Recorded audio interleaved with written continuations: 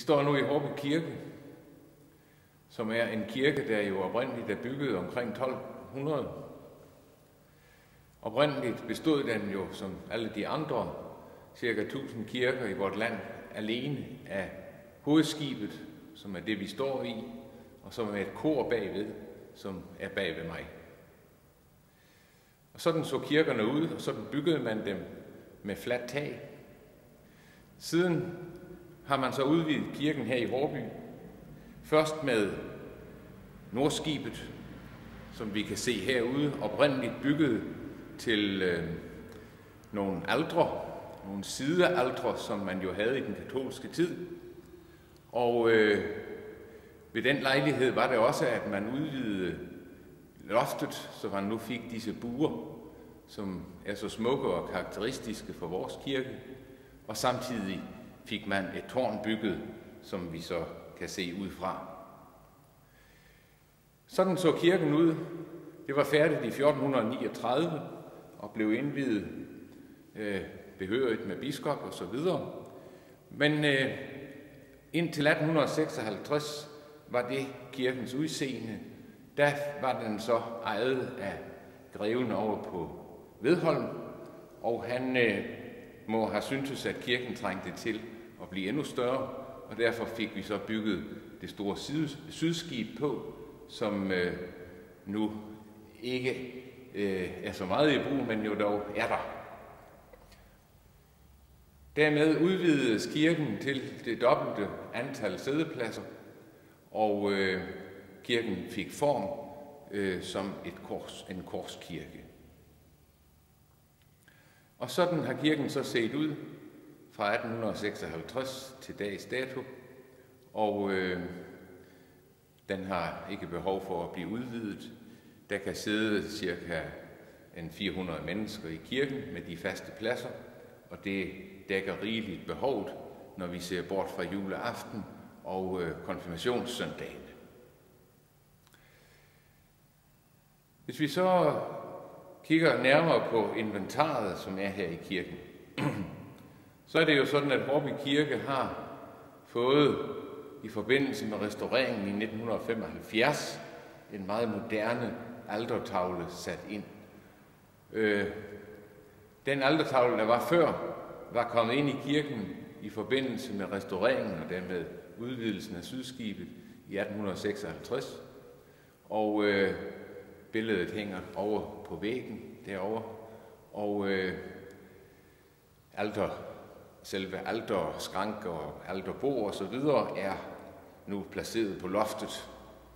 Men i 1975 blev kirken restaureret, og der synes man, at nu skulle der altså ske noget med det alterparti. Og man fik så en moderne kunstner til at komme med forslag til, hvordan det kunne udformes her i Hårby Kirke. Og det blev kunstneren Svend Hausten Mikkelsen, som fik til opgave at udføre det i samarbejde med sønnen Allan Hausten Mikkelsen. Og det er så kommet det ud af det, som vi nu kan se her bagpå. Bagved mig. Et meget moderne alterparti med motiv fra julenat, hvor vi ser den gule farve lige lidt til venstre i billedet. Siddende, det er det lille Jesusbarn, der sidder på skødet af Maria, og bagved Maria synes jeg, at vi kan se Josef, men det er nu op til enhver. Og i øvrigt står der nogle skikkelser rundt omkring og beundrer det lille barn, som her er kommet til verden. Og vi kan jo forestille os, at det er både hyrder og de 3 vise mænd, som jo siden dukkede op ifølge historien. Ellers skal man lægge mærke til, at billedet ovenover den figur af mennesker, der er, har nogle bjælker. Og de er selvfølgelig tænkt som loftsbjælker, altså som bærende konstruktion i det hus, vi ser. Men kunstneren har nok tænkt videre, fordi man kan også forestille sig, at det er et kors, som allerede her ved barnets fødsel er blevet placeret hen over hovedet på det lille barn. Og det vil sige, at vi her i det billede, som vi kigger på hver søndag, på en gang har fødslen, begyndelsen og døden, afslutningen langfredag. Kunstneren Svend Hausten Mikkelsen foreslog jo, at det skulle være en sammenklappelig altertavle, vi fik i Hårby Kirke. Og det vil sige, at vi ud over fødselsbilledet også har Golgata-motivet, som vi så kan se på i tiden fra fastelavns søndag og så til og med langfredag. Og i den periode har vi så lukket altertavlen og kigger på dette Golgata-motiv, som også er Hausten Mikkelsens billede af det. Og her har han så taget sig en frihed i det.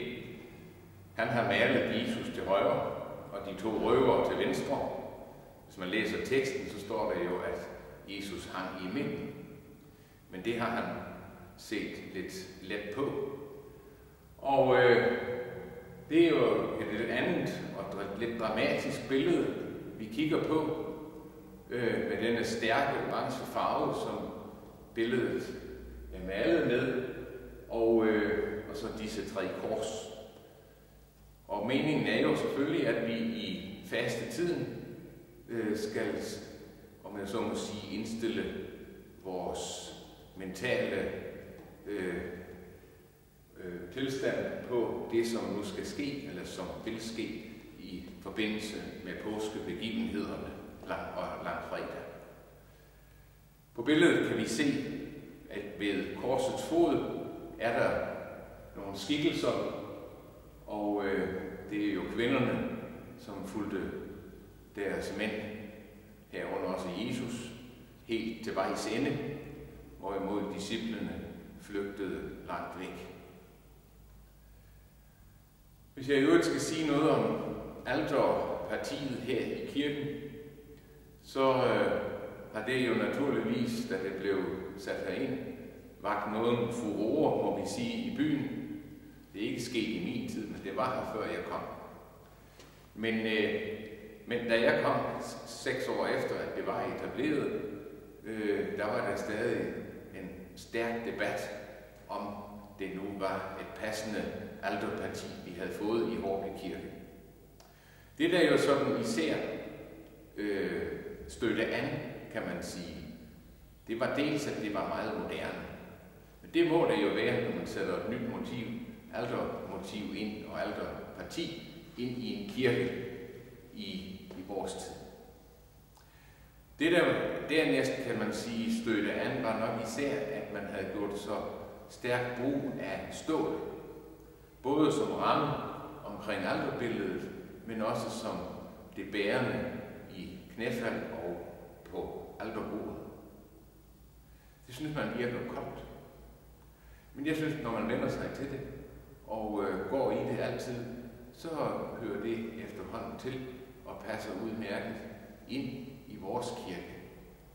Og kigger man rundt i kirken her, så er det jo sådan, at hver århundrede har jo sat sit præg på vores kirke. Og forrige århundrede, altså i 1975, der har man altså valgt at sætte det her alterparti ind, og det hører nu så til vores kirke. I den katolske tid, der var der jo ikke prædikestole i vores kirker. Men med reformationen i 1536, der finder man jo ud af, at præsterne skal prædike. Det vil sige, at de skal forkynde Guds ord. Og for at man kunne se og høre dem på det tidspunkt, så var det jo nødvendigt, at man fik præsterne lidt op, så folk kunne se dem og høre dem. Og vi må jo forvente, eller mene, at i 1536, der har man ikke på én gang kunnet installere prædikestole i samtlige kirker i Danmark.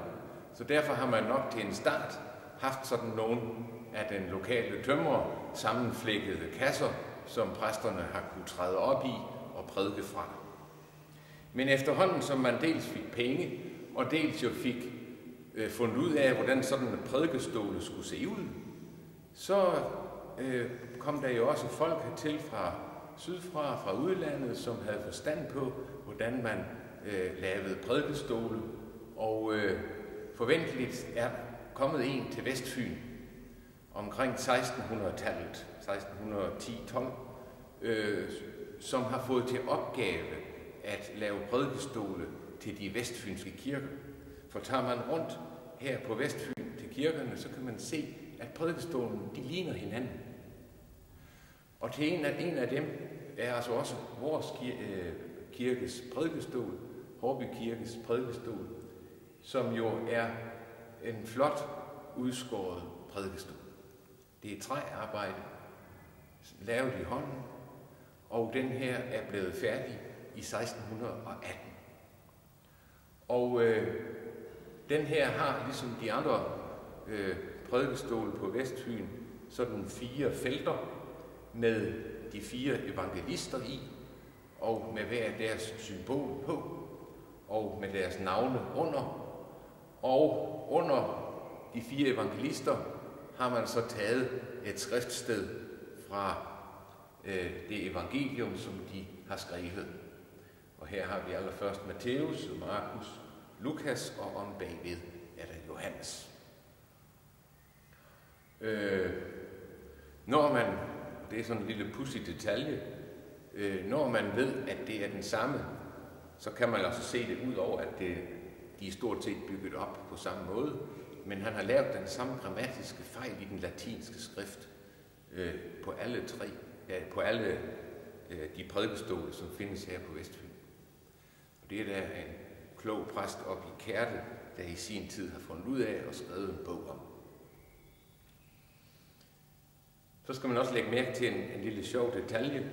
Når præsten går op af prædikestolen, så får han en lille indskrift med på vejen. Den står på latin. Der står nec minuere, nec adere, og det betyder oversat til fynsk, hverken trække fra eller lægge til. Og det må præsten så gå op på prædikestolen og holde sig for øje, at han ikke trækker noget fra, som står i skriften, men heller ikke lægger mere til, end der står.